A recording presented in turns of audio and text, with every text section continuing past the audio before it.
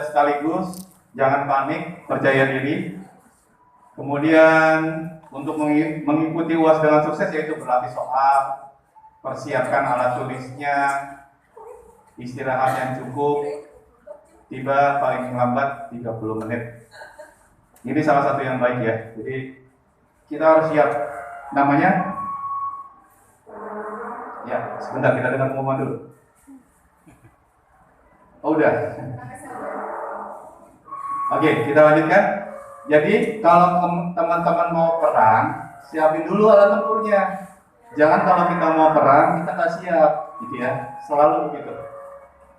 Nah ini strateginya ya, bangun kepercayaan diri. Kita pede, kita bisa, kita mampu, kita nggak boleh berbuat curang. Karena saya yakin teman-teman pasti bisa. Membaca cermat soal demi soal, jawab yang yakin benar, kerjakan dulu yang mudah. Ini yang penting.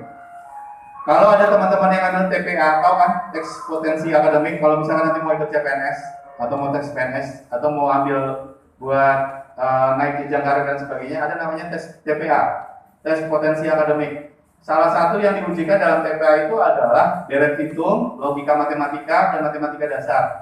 Dia pakai timer. Nah, jadi kalau misalnya kita nggak bisa jawab, jangan terpaku di satu soal, langsung jawab aja atau skip. Harapannya kalau kita kelamaan di satu soal, habis waktunya, gitu. Padahal soalnya masih banyak, ya.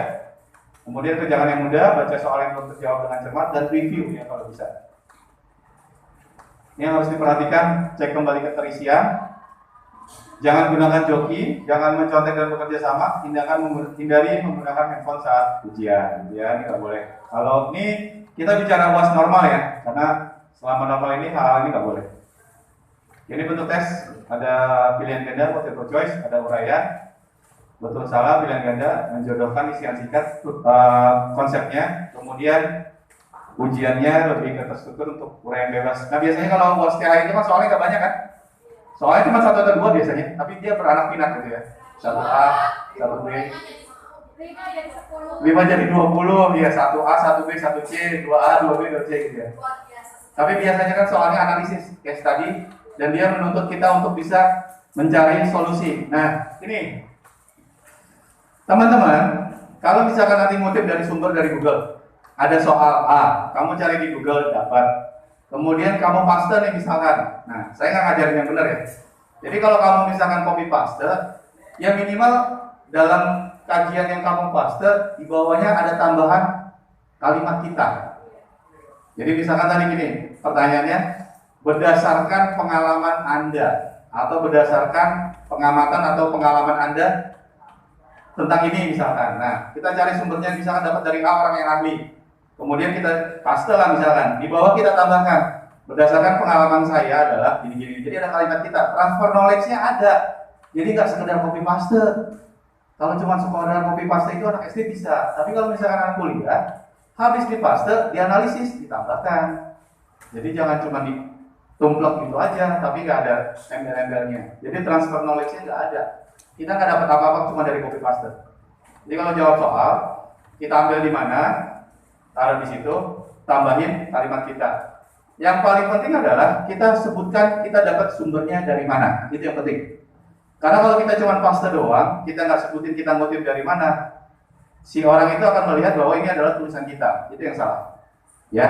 Jadi kalau misalnya kita ngambil dari sumber, misalkan di artikel, dari jurnal, kita paste di sini, di referensi kita tuliskan bahwa ini saya ngutipnya dari website, artikel, jurnal, buku, video, dan sebagainya dituliskan di situ.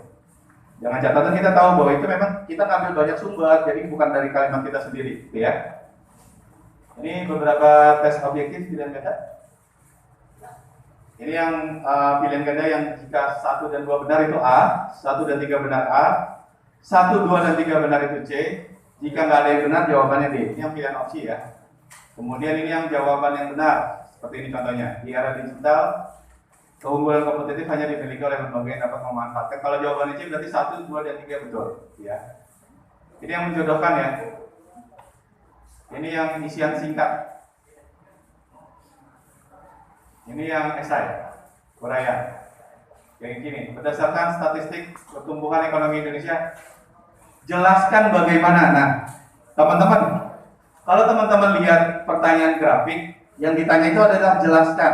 Namanya jelaskan itu kita harus merinci.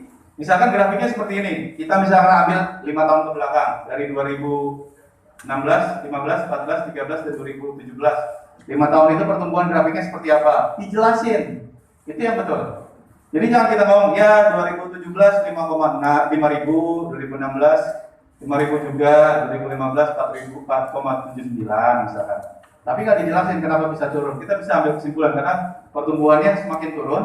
Kemudian di 2015 pertumbuhannya akan semakin sedikit naik. Nah itu yang bagus, dijelasin. Kebanyakan dari kita cuma ngambil satu sisi aja, tapi kita nggak compare gitu ya. Perlu seperti itu ya. Jadi tes uraian itu ruang lingkupnya harus dipahami, soalnya seperti apa, harus dibaca dengan baik. Udah mulai haus. Nah ini uraiannya, jadi statistik lisan, oral. Jadi biasanya kalau mahasiswa yang ada ngambil jurusan pendidikan bahasa Indonesia atau pendidikan bahasa Inggris, dia ada tes lisan ya, speaking atau wawancara. Jadi penilaiannya langsung dari situ. Ini penilaiannya lisan ya. Di sini kan nggak ada jurusan pendidikan bahasa Inggris atau pendidikan bahasa Indonesia. Ada? Nggak ada. Ya. Ya selesai. Materi saya habis. Mbak Ririn, materi saya habis.